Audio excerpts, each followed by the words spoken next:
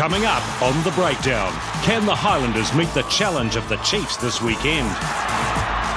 Meet the man at the helm of the Hurricanes. The pressure comes from expectation. And in the studio, we welcome Dan Bowden back into Super Rugby. Welcome to The Breakdown for 2015. We'll get to those guys a little bit later on in the show. We've got a new set, plenty of analysis, of course, plenty of things to discuss and debate about our great national game. We'll even bring you some stars into your living room throughout the season. Yeah, well, it's great to be on board once again for another year of Super Rugby and internationals, of course, later on. With us tonight on the panel to start with, the one and only Justin Marshall is back with us again. Thanks for being on the show. Oh, it's good to be here, Jeff. I tell you what, it's been a while because I missed the later half of last season, so I'm almost emotional, but not quite. You were touring around a lot. I was having a great time. So we've got the old and we've got the new. Anthony Borich is with us, of course, former World Cup winner, Blue, All Black, you name it. You have done it and toured around the world and starting up a bit of a band, I hear, as well in Auckland, which I'm looking forward to hearing about. Yeah, watch this space. Thanks for having me. It's great to be here. Yeah. OK, well, we've got plenty of new graphics as well. It's time for us to get into the Type 5. And the first thing on that, I'm going to give you a bit of a reminder of all the action from the weekend. Penalties were the difference in the Highlanders-Reds match. Marty Banks 4 to James O'Connor's 2. And while the bad boy of Aussie rugby put some pizzazz into the Reds' backline, beautifully through James O'Connor. the Reds' demise was sealed by Wasaki Saholo with 13 minutes to go. Australia had its third cyclone in as many weeks when the Hurricanes blew through Perth and breezed past the Force with 5 tries. And head back to New Zealand, top of the table. If the Brumbies took anything out of the Canes game, it was perhaps their jerseys. Enough to confuse the Force, 2 tries to 1, and they lead the Aussie Conference. Derbies in Africa saw the Bulls take a gamble in the closing stages. It paid off, and they banked the bonus point. The Stormers too came from behind after trailing for 76 minutes, beating the Joburg side 22-19 and keeping the Lions at the bottom of the table, who now meet their bottom-of-the-table neighbours, the Blues. And the reason the Blues are languishing down the bottom is as much to do with blown opportunities as to the Cheetahs sneaking home with a point to spare. The biggest statement, of course, in New Zealand rugby was made by the Chiefs. Their rivalry with the Crusaders has been the biggest in Super Rugby in recent years. 5 tries to 1, the 24-point margin is a personal best for the Chiefs. The Crusaders have a week off to have a good think before heading to Africa, while the Chiefs, once they've cleaned the blood off the floor, will be out to scalp the Highlanders. Yes, we know the Hurricanes are 3-0. We're going to get to them. We're going to start with the Chiefs. For you Hurricanes fans out there, the Chiefs, a performance that demonstrated so many things. What stood out for you, Marshy? It pains me to do this, especially with a big tight 5-man right beside me, but the forward pack. Look, I looked at that game and then them losing Retallick, and I thought with the McCaws and that Crusaders forward pack that they would dominate up there, especially when Retallick went off.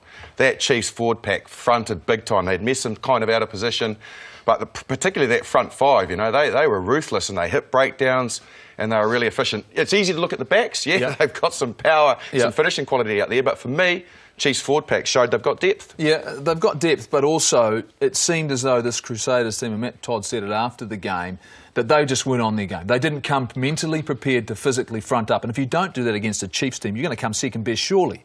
Yeah, the Chiefs seemed to have an extra gear. Crusaders couldn't quite match it, and you know, when they perhaps have a few guys come in later on the piece, they'll be able to get it up there later in the season and really front with these guys. But if the Chiefs can maintain that level throughout this year, they're going to be pretty tough to beat.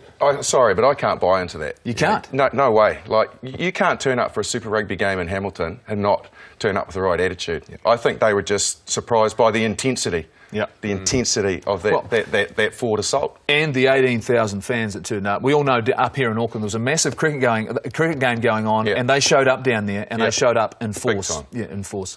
Let's hear from Aaron Cruden and his thoughts straight after the game. Yeah, I think I'm pretty happy with where they're at the moment. Obviously, putting a lot of hard work into it, and I think that's it. You know, things work if you work at it. So for me, it is slowly starting to come together. Again, it's still early on, and I want to just have consistent performances week in and week out, and I guess amongst all my skill sets being a first 5. We often talk about when we have sides under pressure, being able to tighten the screws and really put the foot on the throat, and there's been examples in the past where we maybe haven't quite done that. So this year this squad is really motivated to, when we get the momentum, hold on to it and just keep applying pressure. Well, Aaron Cruden talked about putting other teams under pressure, but Marshy, for me, and he's only played 2 games, has Aaron Cruden already, with his performances, put the other first fives on notice? Oh, I think so. First of all, Crudes, what a good talker. What is it with first fives? I think he showed the ability that he has always had, which is to go to the line and be a real threat at the line. Yes, he's got some firepower around him with Ngatai and with Sonny Bill and the wingers, but the way that he played, the directness, he made a statement. It was great, and his goal kicking under pressure was good too. And the week before, exactly, he nailed a goal kick, which a lot of people are thinking, for sure, is that going to be what, you know, Achilles heel? Looked pretty good to me. Well, that's the Chiefs and how well they played. Well, they play host to the Highlanders this Friday night down in Hamilton, and it's very fortunate. We're going to go down to Dunedin and catch up right now with the assistant coach of the Highlanders, with Scott McLeod. Scott, mate, great to have you with us. Look, first game, you guys made some ground against the Crusaders, then all of a sudden you got a good win against the Reds. Are you tracking the way you want to track? Yeah, I think so, Goldie. Like you say, the first one against Crusaders for us, having the first week with a bye, there's a lot of emotion, Battle of the South for the boys, and I think we probably overhyped ourselves a wee bit, and we weren't able to execute what we wanted to do, but you saw in the Reds game that we got better with that, so we were reasonably pleased with that, and we're looking to go another step this week. You got any real concerns at the moment? I mean, what's the thing you know you need to work on the most as you prepare for this Chiefs game? Well, like you said, boys, in the build-up, the forwards are on fire for the Chiefs, and then they've got a number of threats across the park in the back. So, to be honest, I think we do. We just can't allow them to get momentum in the game and control that game like you heard Aaron Cruden talking about. Yeah, Scott, Wasaki Naholo, the player we can see in the picture now, another player lost from the Blues, obviously had a very good start to the year. Just wondering your thoughts. You must be very happy with the way he's gone in the first 2 games. Yeah, we're wrapped. Especially with the injury to Richard Buckman, there was an opportunity for Wise to step up, and he's been a bit aggrieved, I guess, for the last couple of years not being able to have an opportunity. But the power of the boy, and he's a smart footy player, and he's extremely hungry to improve himself, so we're wrapped with what he's done so far. Scotty, I can't help myself, and you would expect nothing less. Double question from me. First of all, how's a bogan like you from Hamilton fitting in down in the deep south quality city like Dunedin? And secondly, who's the benchmark that you've seen in the first rounds? Who do you think is setting the pace in Super Rugby? Yeah, you're right, mate. I expect nothing less from you. I do pride myself on being a bit of a bogan. That's my background. So how I'm going down here, I don't really know, mate. You'd have to ask the locals. But what I do know is that we've been welcomed in here. We've made it at home now. We've brought a house, and my family has settled in really well. And I'm extremely proud to represent, the people in this franchise down here. They've got a lot of pride, as you know, Goldie. So I'm happy to be doing that. Who's impressed? Well, the speed of the game that the Chiefs played last weekend against the Crusaders, they're a quality side as well, and they're a reasonably good defending unit. So with the ability of the Chiefs to speed that game up and take their opportunities, I thought was pretty good. So we've taken notice of that, and we've prepared for that. What about that when you look at this Chiefs side and you compare it to the previous couple of years? Are they doing things a little bit differently? A lot of teams can get a little bit predictable. Are you looking at them saying, well, they're just doing the fundamentals they've always done well, or are you seeing some different things? Yeah, I think a quality side and a side that's been champions in the past, they do the basics extremely well. What they have the ability to do is slightly change each week, Goldie, I think. So you can analyse them for 1 or 2 weeks and you think you know what they're going to do, but they've got the ability to shift it again in different ways that expose the teams that they're playing against. So, it's hard to prepare for because of they've got such threats all across the park. Well, Scotty, I know you guys will always be up for the challenge. We appreciate you coming on the show. Travel well and good luck. Cheers, boys.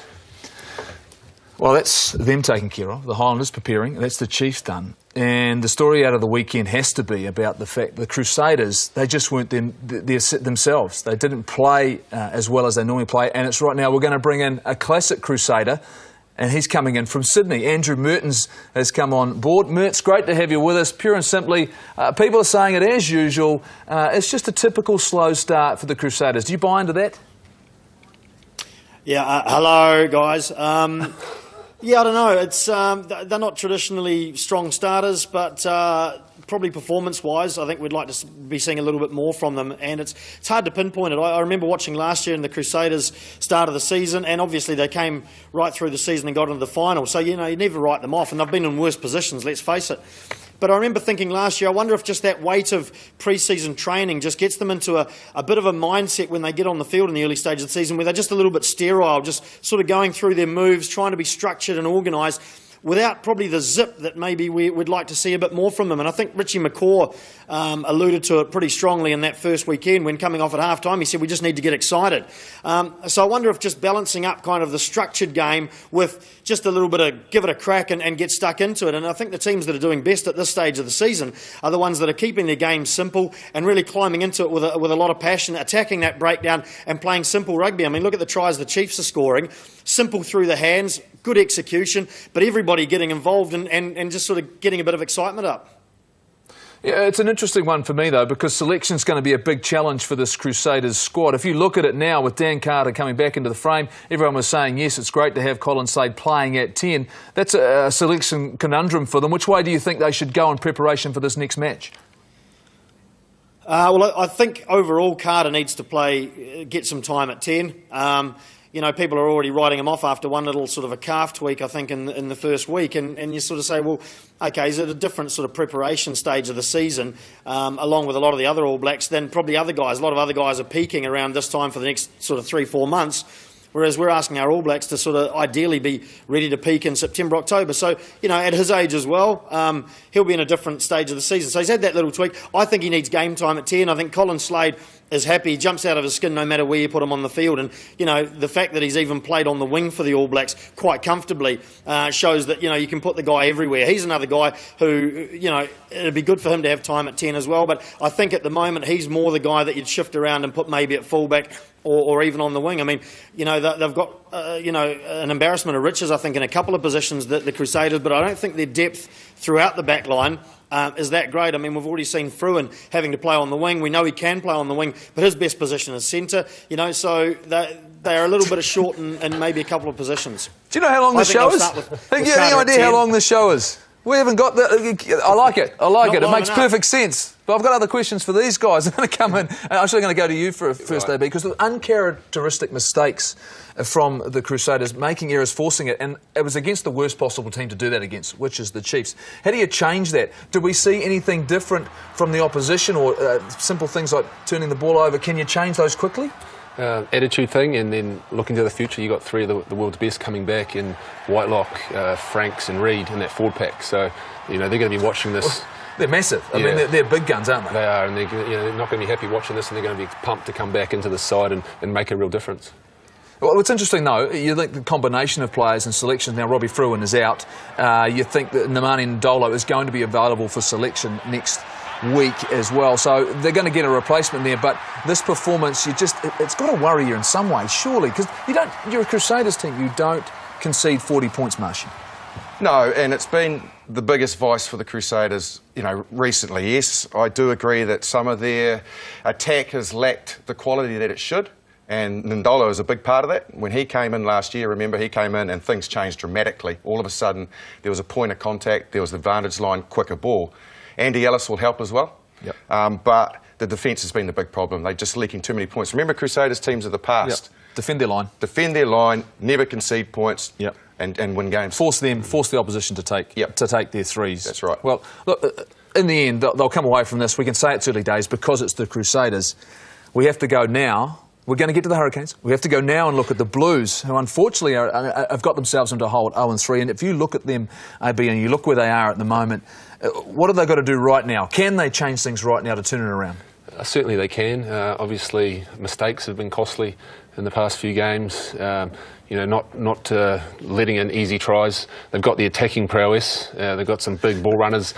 Maybe not too many. The offloads, building pressure through phases is probably the key thing for them at the moment. But no other team, Marshy, probably creates as much as these guys do. They make line breaks, but they don't convert them, unfortunately, into points, into winning leads. Yeah, well, I know that John Kirwan was just in shot, funnily enough. I did that on purpose. Is under a bit of pressure up here, and it must be hard for him to go for a coffee at the moment. But if he sits and watches the games and watched our overlay here, what he would be pleased with is they are creating opportunities. Yes. Now, yes, they're not finishing them. That's paramount in the game, particularly when you're away from home. You've got to take limited chances that are presented to you. But at least they're creating those opportunities. And once the passes start to stick and the confidence grows, then they will be the beast that they can be. They're just not there yet. Mertz, there was certainly one thing for me I took away from this game is that Charles Piutau, he got his first opportunity this season to play at centre. Do you think this is a situation where this is where he should possibly stay? Is it the right combination? Does that really suit his skill set? I think it does. I think it's the best use of his skill set. I mean, we know he's a good fullback and he's very, very good on the wing as well, if not quite the top-end pace that maybe other international wingers have got. But he gets involved and, you know, the more he gets his hands on the ball, the more things are going to happen for the Blues. I mean, he's got all sorts of talent. He gets aggressive. He just gets go forward. Something's going to happen every time he gets the ball. But he plays for the team. He's always trying to create opportunities for other guys. And I think the more times he can get his hands on the ball, and I think centre, you know, will give him those opportunities. He's probably not at the moment going to be the starting centre because it's pretty congested in the midfield there for the All Blacks. But that doesn't matter. He's just got to get a good season behind him and lift this Blues team up. And, you know, even coming back to what the Wolf of Queenstown just said about the Crusaders, same for the Blues, tighten up a little bit on defence as well. You know, they're letting through too many soft meters. They're letting in too many soft tries. I think there were 3 cheaters the other day up against 4 or 5 or 6 maybe Blues defenders, and somehow the cheaters still came away with a try out wide. So they're letting teams away with things. And, you know, some of their defence against the Chiefs, they weren't far off it against the Chiefs, but those tries they let in were pretty soft. So, you know, I think if they start by tightening up on the defence, the attack will come. It's an interesting one as well because Jerome's playing really well. Charlie Faumuina's playing really well. Patrick Tuipulotu showed what he's capable of. They've actually got a lot of individuals, AB, who are actually performing really strongly. And Luke Braid's another one, you know, a player that you like. Where's the glue missing? What's the little things that are missing with this team? Well, I think, you know, all the other players need to probably step up. And you look at a lot of these other teams that are doing well, the young guys coming through, the real X-factor players, they're keen, they're fresh, they bring something a bit more. I think these young guys in this team are the ones that really need to provide a bit of something to spark the side. Yeah. The old guys are taking care of, you know, doing their job, the experienced campaigners. But well, they've got another experienced campaigner coming this week in Kevin Mialamu. Well, one of the things we have got you to do via Twitter is get in contact with us at The Breakdown NZ. And we've got a couple of questions for tonight. And what have we got? We got Rugby NZ, at Rugby NZ. A good win for the Highlanders. Are they still in your top 3 New Zealand sides? There's no doubt about it. I picked them and selected them to make the top 6. Absolutely. Of course, I believe they're going to get better. I picked them. Yeah, did you pick them? Did you? Yeah, so here we go. Oh, here we go. Well, right. I know the reasons I want them. Why are the reasons? Well, look, I'm always going to pick them because they're my team. Plus, I do believe it. What about you? Why have you selected them? Are they still there? Yeah, they're still there for me because they've got that fighting quality, particularly, you know, at Forsyth Bar, which has become, you know, a real home advantage for them. They know the game plan that they can play down there, so every week they turn up, they can implement that because, you know, they know the conditions. But I just like the fight in them. And I like a fight. Yeah. And they've got that dog in them, so yeah, but if it'll be there. Hold on, but you then have to take into account, all right, if they're going to be there, Who's not going to be there? Even at this early stage, you're sitting to yourself and you're going, well, the Hurricanes are 3-0. They've had 3 away games. Don't start on the Hurricanes, We're going to get to the Hurricanes, don't you worry about that, because the Blues are now 0-3, and already they've dug themselves a little bit of a hole. Yep. But they've got games at home. You know, at the moment, who are the teams that are under the most pressure? Is it pure and simply, is it just the Blues or the Crusaders? Are they under pressure as well? Certainly under pressure, you know, after last week's performance. You know, you've spoken about the attitude thing. They need a real adjustment moving forward. I'm sure they will. You know, there's enough old heads in that side to really turn things around. Mertz, what are you thinking over there? You're guaranteed you're going to want to get in this debate. For you, can the Highlanders, given what you've seen so far, are they part of the equation? No, I think it's a tough ask for them. It's all very well playing at an indoor stadium, but it's the training during the day and during the week that's going to catch up with them. When that winter starts down there in Dunedin in about a week's time, and you've got about an hour and a half of daylight, that's when it's going to get really tough for them to work on their moves. Even though they're going to play in an indoor stadium at home, it's just tough to work on your moves in those sort of conditions down there, isn't it, from sort of middle of March onwards? Oh, you're dreaming, mate. They'll just turn the lights on for them. They'll be indoors the whole time. That's what they can do.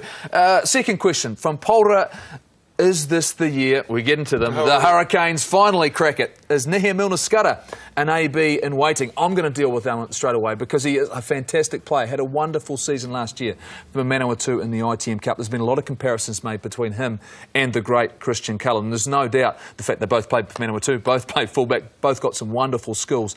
I think he does have the necessary skill set to go to the next level. He's got quick feet. He's been one of the reasons you're seeing something a little bit different, I think, from the Hurricanes. So for me, I think he is. He's a guy possibly in the future. He's a young guy. He's going to take time to develop. However, let's talk about the Hurricanes in general. They're 3-0. They've got the break. Marshy, is this the year? Westpac Stadium is packed out and they are celebrating.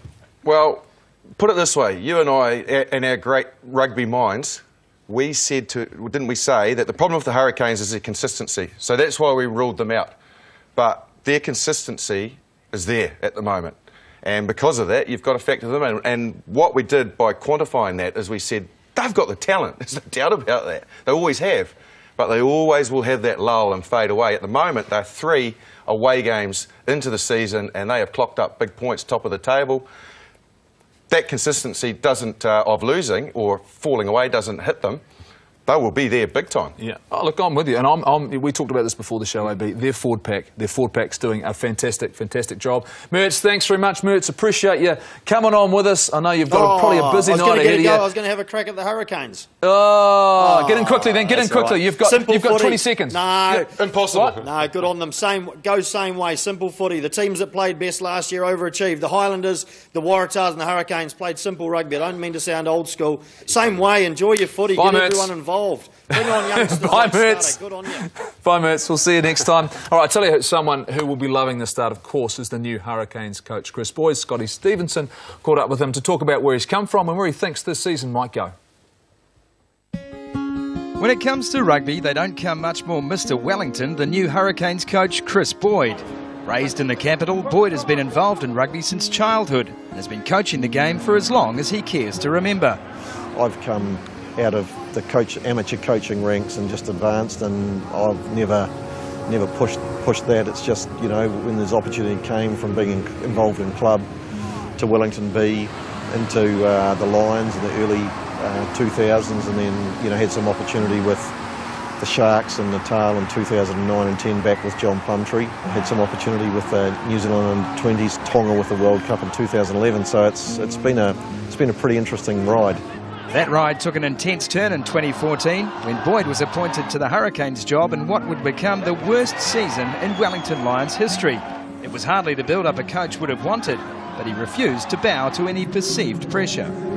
The pressure thing's really interesting because I reckon the guys that have the biggest pressure are, you know, our amateur coaches. So if I reflect back when I first came back from overseas, I was trying to run a business. We had 4 kids under 5. We're trying to run a rugby club. And that's a serious amount of time commitment on top of your normal job. So those guys, to me, should get all the kudos, and they're the guys that develop and grow our young players. When you get to the top, yep, the pressure comes from expectation, but really it's an incredibly privileged situation to get paid and have an opportunity to be full-time to do what is actually your passion. It was his coaching partner John Plumtree who suggested Boyd apply for the Hurricanes job, the pair having worked together so often in the past. The existing relationship, no doubt crucial in planning what has been an exceptional Hurricanes start. It'll be Corey Jane who'll cap it off. When it was announced that the Hurricanes head coaching role was going to come up, the first day I had a ring from him in Ireland and said it's time to get the team back together again. So we had a discussion what that might look like. You know, he's got massive amounts of experience, and I'd be an absolute fool to not let that experience come out. Clark Laidlaw and Waddy are both really good soldiers as well, so we've had some great robust discussion already, but there's total alignment in the coaching group. Boyd's is one of the toughest jobs in the game. The Canes have been ultimate underachievers of this competition. The fan base is desperate for a boost, and there is the tension between instant results and long-term security. For Boyd, though, it can all be distilled into one catchphrase. Says King Julian. The Canes have the bonus point try. I think consistent performance is the key to our season. I think the Hurricanes have always been known as a team that has a lot of talent, but has never consistently delivered that. So our single biggest focus will be around consistency of preparation and consistency of performance. I mean, we have a lot of talent, there's no doubt about that, but we just need to be very consistent with how we apply that on the field. And what of the season as a whole? With a host of big names set to leave the club, will their swan song prove a burden or a boost for a Hurricanes club that is desperate to sing a new tune? Oh, I suspect that the team will want this era, which probably will finish at the end of 2015, with some really seriously good Hurricanes leaving. You know, a number of guys that are not only 50-game Hurricanes, but 100-game Hurricanes, some real icons of our club. We'll want to send them out on a really positive note. It has been the perfect start for the Hurricanes. That's the end of the Type 5. It's time now for us to move to the couch where we catch up with Dan Bowden from the Blues. Here's our try of the week from Julian Sevilla. We'll see you after the break. Yeah, Dan Bowden was asking where that last try was. He wanted to make sure it was in the footage. Dan, it's so good for you to come on the show. I know it's a difficult time for the Blues, but you in particular, you've got a bit of a foot niggle. Where are you at the moment, and what's the injury, and how far away are you? It's an injury to my sort of mid-foot. I think they call it the Liz Frank joint. AB was correcting me out the back. But it's a bit of a niggle. It's sort of ongoing. I'm not really sure where it is at the moment. I've got another scan, so hopefully... 3 weeks? Yeah, hopefully Is it the classic 3 weeks call? That's the old 3 weeks. Hopefully not too long. Look, I re-aggravated it when I went away to South Africa, and that wasn't the best, so I'm just hopeful it's not going to be too much more, maybe 2 to 3 weeks. Injury's frustrating though, AB. Yeah, well, that's my next question actually. How frustrating is it was it being in South Africa, watching the boys not quite be able to do the job and wishing you're out there? How do you where's your mindset at? What do you kind of bring to the table in that regard? It's tough, obviously, just not being able to contribute with an injury and you're sort of sitting around twiddling your thumbs a little bit of the time. But I sort of managed to keep busy helping sort of design our plays and sort of what sort of attacking structure we're going to use, that sort of stuff. But you just feel sort of helpless at times, you know, when you can't physically do what you need to do to help the boys, and that's the most frustrating thing. Yeah, when you think about where the Blues are at, and given all of your experience, because we'll talk about where you've come from, because you're Northland, then you've gone down to the Highlanders, and then you went to the Crusaders, and then you've gone overseas, London Irish, then Leicester, over to Japan. Have I missed anywhere out? No, that's about it. Back to Auckland, yeah. And you're coming back here. I mean, given that all experience and what you've gone through, when you look at this, have you had to go through this before? I did once, actually, with Leicester, and that was tough because it was a club that in the English Premiership is renowned for success. You know, they've been in the final, I think it was about 8 or 9 consecutive years in a row, which is a bit of a dynasty. And we had a pretty poor start to one season, but the beauty over there is the season is longer, so you have the ability to know that you're going to have games in hand to play. But yeah, we were probably a little bit under pressure, but the most positive thing is that we are not far away. I know everyone keeps saying it, and probably JK might have mentioned it in this last few days, but Marshy alluded to it before that we are producing opportunities, and if we weren't, that would be the most disappointing thing, but we are. Yeah. Marshy, you've got a question about playing overseas. I have, actually. Nice shirt too, by the way. Dan, it's you're a man after my own heart, to be fair. What I wanted to talk to you about was your overseas experience. Like, we've all, apart from you. Yeah, Goldie, I stayed at home. I know. Yeah. No one wanted me to be fair. Let's be honest. I was done by the end of it. Well, you just turned to another international sport, didn't you? Well, we can't all do that, but anyway. You know, you've been over there. Now, personally, myself, I felt that playing over there, I learnt a lot as a player, and to a degree became a better player. I had to be more creative, dealing with slower ball, other things like that in my position. Do you think it's made you a better player? You're back to New Zealand now. Do you think you're a better player than the one that left? And what do you hope to achieve and offer New Zealand rugby now you're back?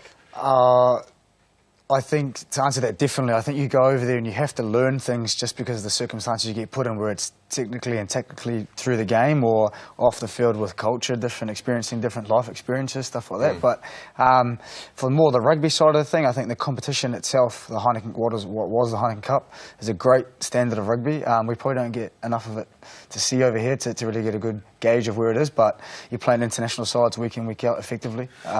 I'm interested when you think about yourself playing, when you're going, how different am I now when I left as a player compared to when you've come back and you're going, my skill set's changed. I've focused a lot more on this. Over there I had to develop these skills. When you look at yourself previously compared to now, do you see a significantly different player? What is it, the specifics? I think like when I was here and I was younger, I was probably a lot more of a runner. I attacked the line quite hard, etc. Whereas over there you have to learn a lot more about game management. It's a lot more cutthroat, like it literally is.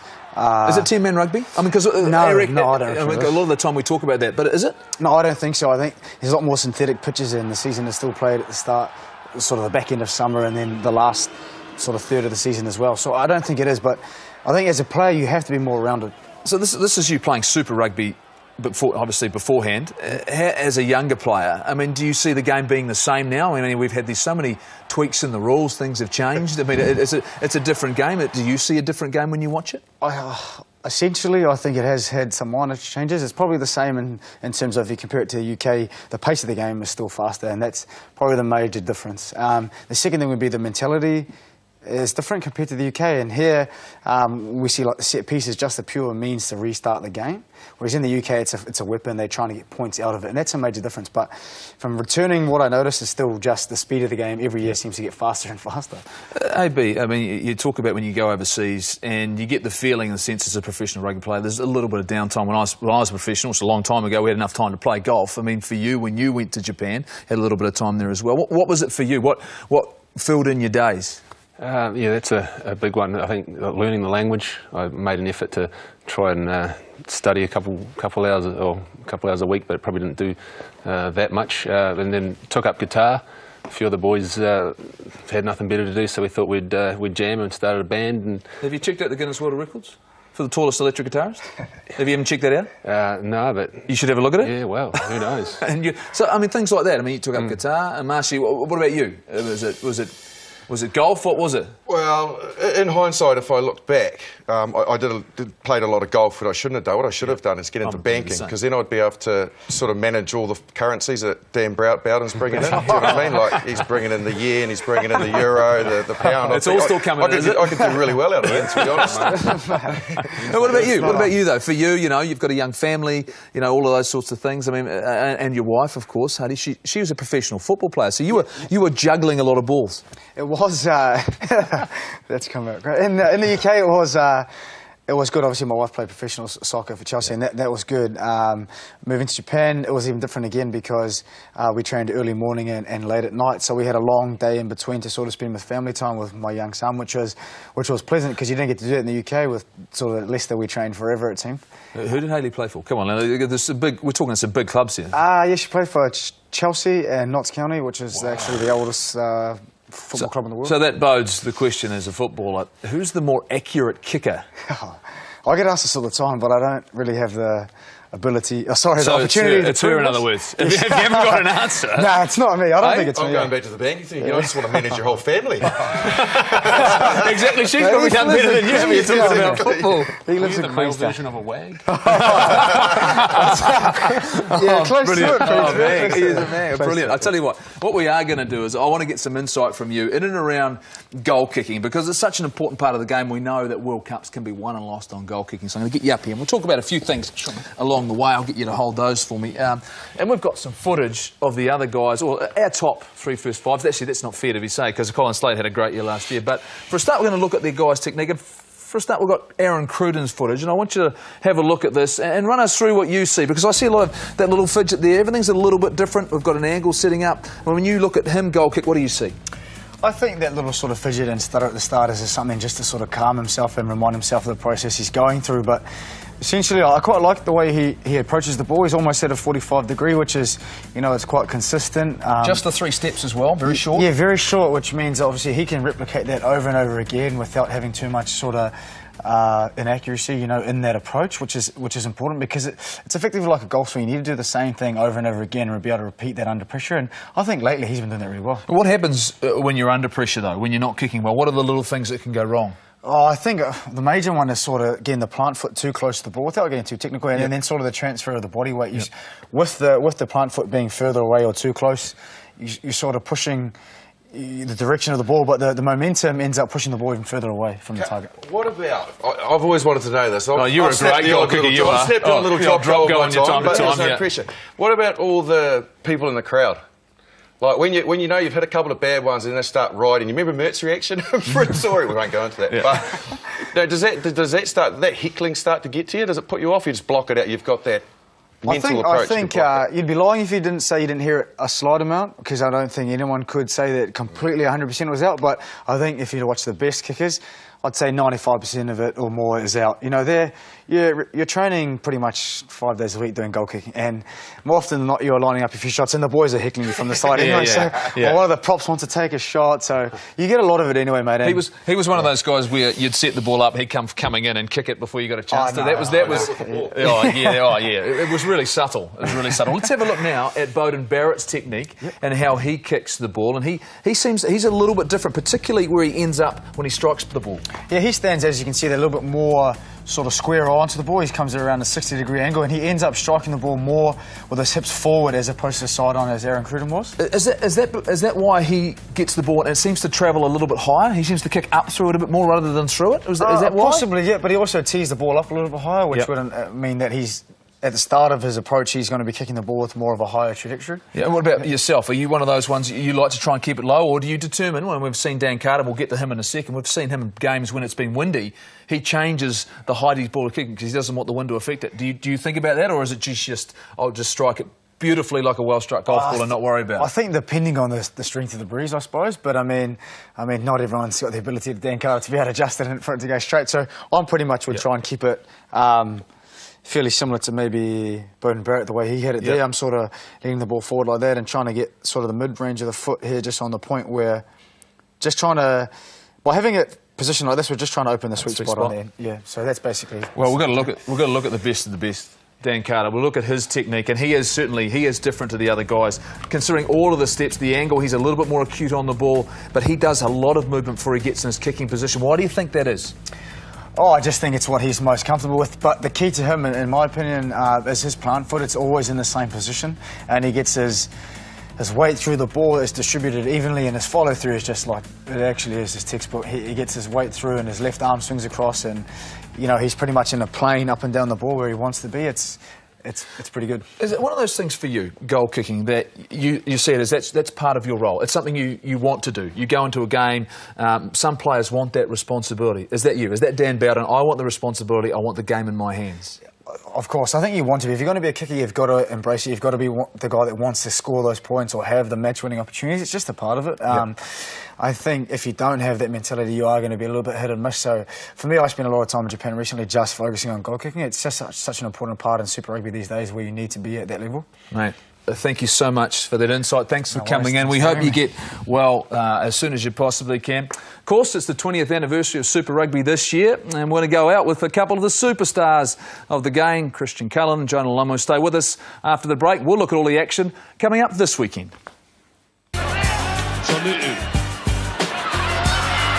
Almost in the clear, shrugs off a couple of tackles, carries a couple more. Well, that's an impossibility. You cannot score from there, but he did. Jonah Lomu. There's Cullen. Bit of room here. He's through. What a bust here by Christian Cullen. Plenty of support, and what a dummy. Absolutely magnificent. Length of the field stuff. What a touch. Sensational individual performance. You won't see better than that from deep on defence.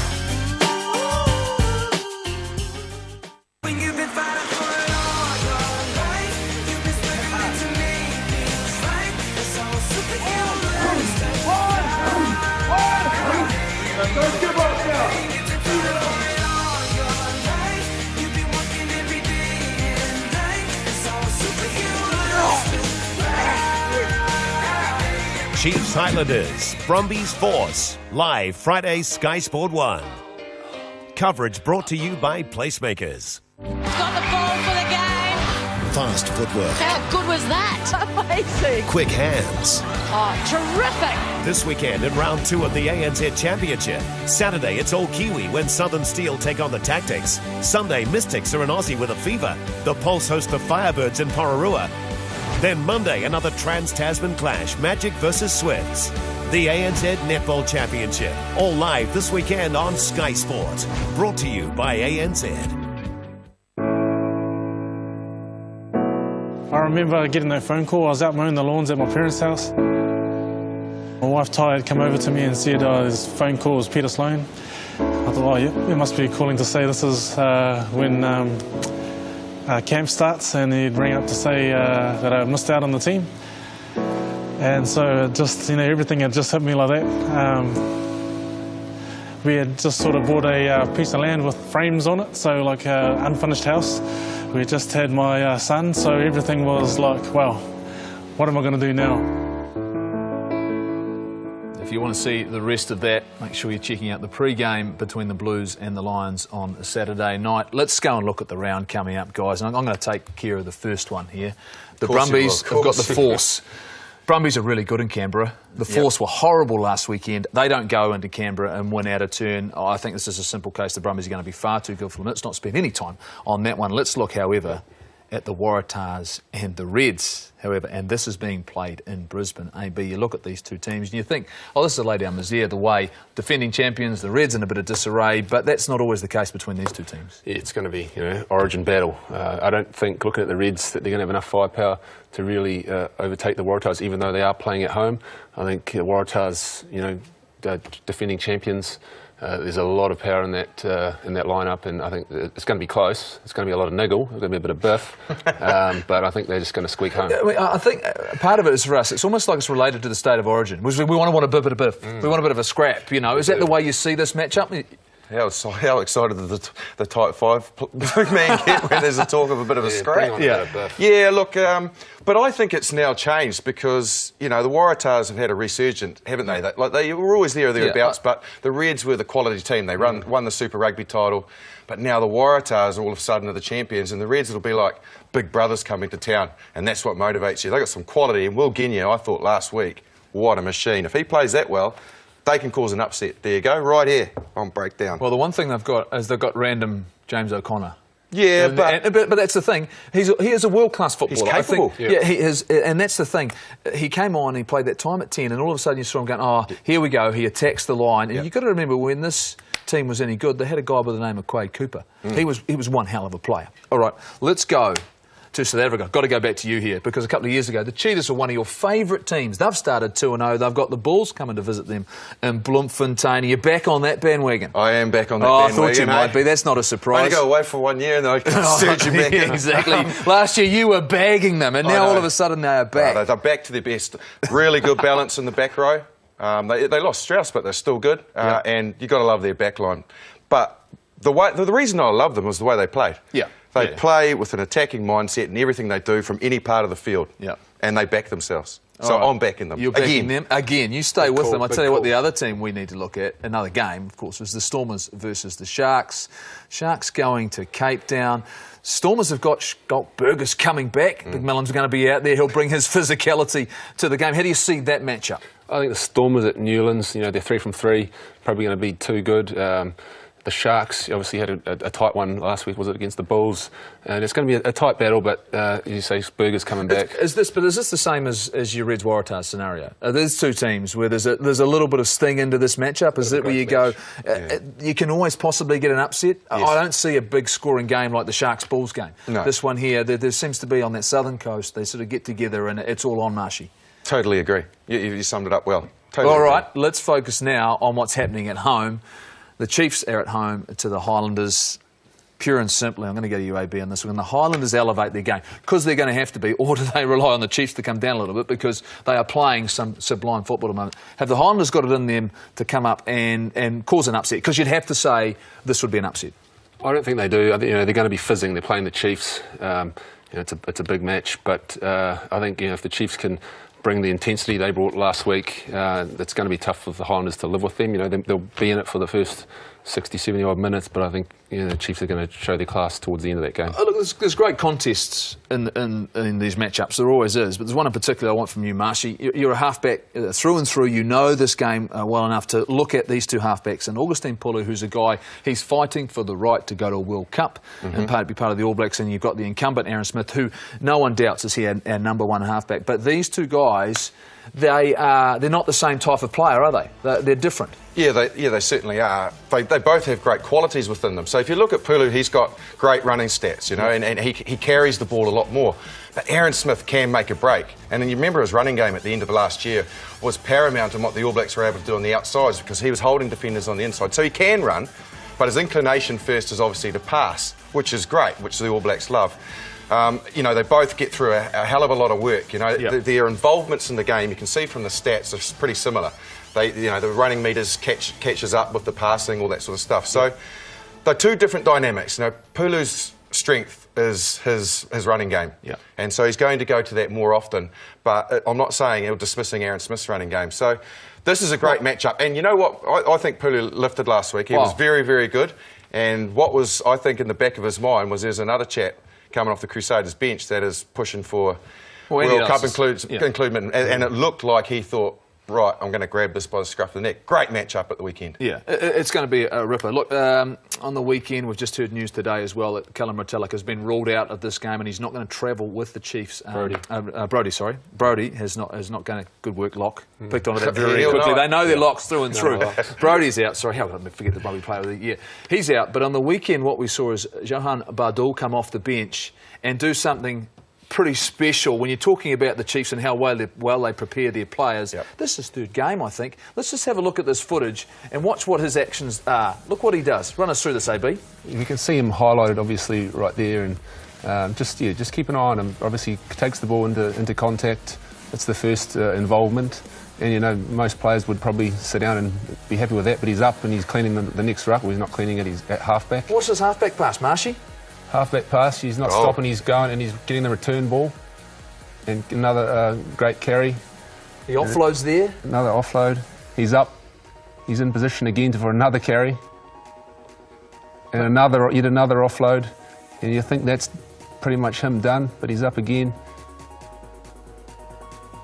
Side he couldn't carry, so he's hitting that ruck, you know, making good decisions, and then obviously Sonny Bill does what he does best. I find that phenomenal. I find that performance where you look at a guy coming off the bench, but all of his instincts straight away, that's the strength of this team, Marshy, isn't it? The fact they completely understand their role. He's looked up and said, I need to clean that ruck. I need to pass there. I need to run a support line. I mean, you have to attest that to the coaching staff, don't you? Yes, you do. Like, what they are doing up there is the benchmark. And the players are all in sync, they all understand. It was a reasonably inexperienced forward pack at the weekend, and as I said at the start of the show, put the Crusaders to the sword, who were much more experienced and are a good pack, albeit missing a couple of players. So, yeah, and that was just a classic example of a guy. And what about the energy? Doesn't it make you feel good to be retired? When forwards are offloading the ball like that and halfback passing? Yeah, I know, and it was right on the button. You would have been proud of that one. 50% of your passes were like that. Been better, but anyway. 50% of yours were bang on the money. There's no doubt about that. Let's have a look at the other game on the weekend, and it's desperation time for the Blues. You can't say anything but that. Pure and simply, they go to Albany on Saturday night at 7:30, and they need to get a result against the Lions. And AB, if you look at this and you look at where they are at this early stage of the season, is this a must-win? It is a must-win, and you know, it's pretty simple. Cut down their mistakes and they will win. You know, they've got enough firepower in that team to run any team ragged. So for me, it's, you know, get more solid on defence, but on attack, maybe just build pressure through phases. It's been a sort of an Achilles heel of the Blues in the past, and it's something they really need to work on in order for them to get that first win. Yeah, we all agree. We always know that they've got the talent. The talent is there. They just need it to click. We said at the top of the show, they don't appear as though they're that far away. I want to look at, though, in depth at just one aspect of their game, and that's the line-outs from last weekend, where they're doing this tactic, AB, of not competing and looking to, I suppose, force a mistake from the opposition. What are they trying to do here? So basically waiting for the ball to come to the back. It's been transferred, and now effectively. That's obstruction, so he can come in there and contest for that ball, and that's very effective against the Stormers. So what they can't do is they can't drive through it, and it's very important we keep our eyes on the ball here. So Luke Braid's acting as the halfback, and now they'll throw this in, they'll bring it down, but they transfer the ball to the back of this maul. So what it means is when the Blues leave the gap, and there's Luke Braid, he's the halfback, they can't advance and come through because he hasn't got the ability to attack the ball carrier. So it's very, very important that you have to watch the ball. Now, if we go to the next one with the Cheetahs, this is very, very different though. The ball doesn't transfer, does it? Yeah, the Cheetahs obviously watched the tape from the week before, held it in place. So obviously the ref had a decision to make. In my mind, it doesn't really look like a penalty offence, to be honest. It's a really interesting one because I spoke to Lyndon Braid today, the head of the Sands of Referees, and he said, yes, the referee got it wrong, there's no doubt about it, but it was actually a situation where it's play on because Luke Braid had the opportunity to tackle the ball carrier, he had the opportunity to play him. It was a fact that it wasn't a penalty offence, it wasn't. And it's a tough one, Marshy, though, if you're a referee, tracking where that ball's gone. I think we have to...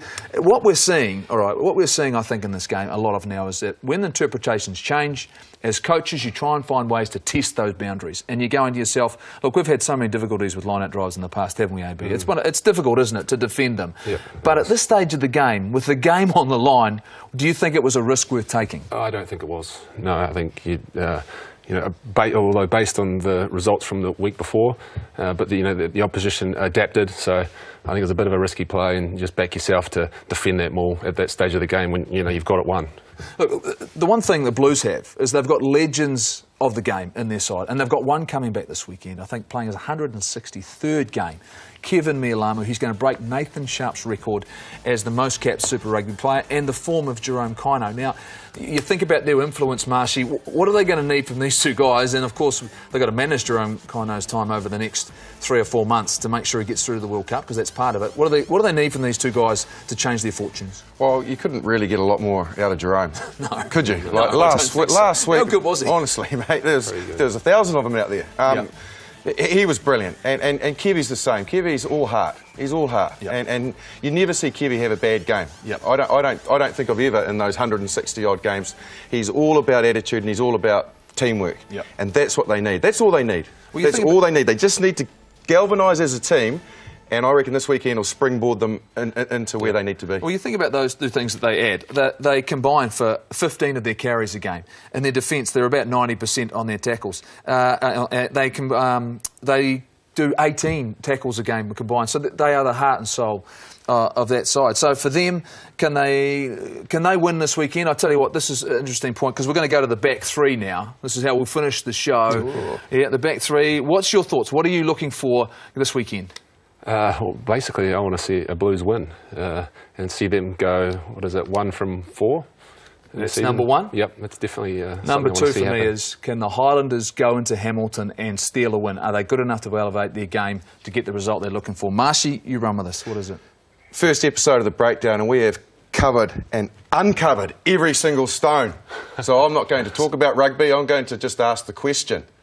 On the first tee at the Hills next week, is Messieurs Mertens and Wilson, under the pressure of Marshall, going to shank it to the right and injure somebody in the crowd? I'm going to use drive it. I'll tell you the answer, you'll see it. That's us. We're done. Join us on Twitter. Have a look at us at The Breakdown NZ. Give us your questions. We'll be on for the next 30 minutes. See you next week.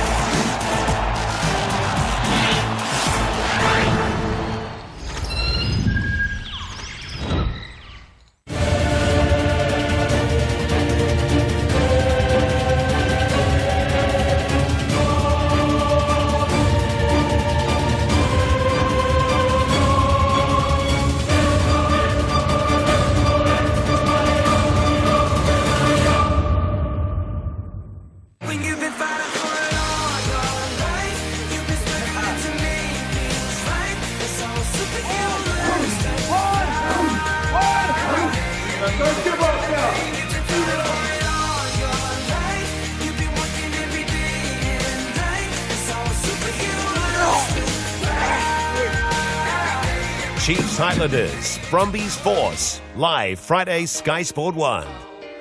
Coverage brought to you by Placemakers. My mind rebels at stagnation. NYPD. There can be problems, can be work. He was ambushed. I abhor the dull routine of existence. We will get the person who did this. He's declaring war on the department. I might have prevented this. Excuse me, officer. I was hoping we might have a chance. Sherlock, right? You might recall that I'm quite observant. How many more skeletons would come tumbling out of your closet? New season, Elementary, Tuesday, Prime. 300, Rise of an Empire. Premieres March 15.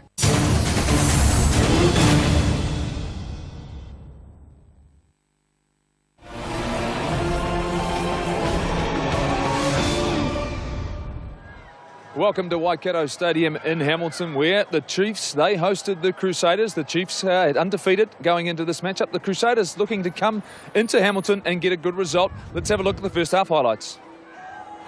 Again, the Chiefs go rumbling right up the midfield. But, oh, what a ball to Ngatai. He pops one up for Messon. 5 out from the line. And the stadium crowd starts to find its voice. Pull it. Pick and drive play! Sunnyville! Impossible! Not a bad skipper. Here's Messon now. And he finds Lowe, and Lowe is ready to party after 10 minutes in the chair. Calls for an offside play from Ben Fennell, and he may have a point as the drive continues. Ogipulu must be close over. And the Chiefs pouring over the top. They'll win the penalty. Crockett came around offside. Back into the hands of Kane. Wide ball from Sam Kane. Sonny Bell with an easy ball. Charlie Ngatai. Clinical stuff from the Chiefs. Well, the Chiefs, they took a comprehensive lead into the second half. The Crusaders, could they come back? Let's check out the second half highlights. Camped on the Chiefs' goal line, the Crusaders genuinely need to be the next to score. Andy Ellis picks up. They try to drive Barrett over. He stopped short. Ellis goes himself. Have some of that, he says, and Mike Fraser says, I will. Says play continues, and the Chiefs make a turnover. Sonny Bill. What are you thinking? Wide ball, infield, Marshall. Tell me he's not short again. Tom Marshall, this time thinks he's in. For Andy Ellis, and they'll go side to side as they try to find a way through here. Chiefs again have been relentless at that breakdown area. They just don't allow a team to get any kind whatsoever. And this will be another try, that familiar style of James Lowe. And the fin is up again. Dominant performance from the Chiefs. Plenty to think about for the Crusaders. Chiefs win 40 points to 16.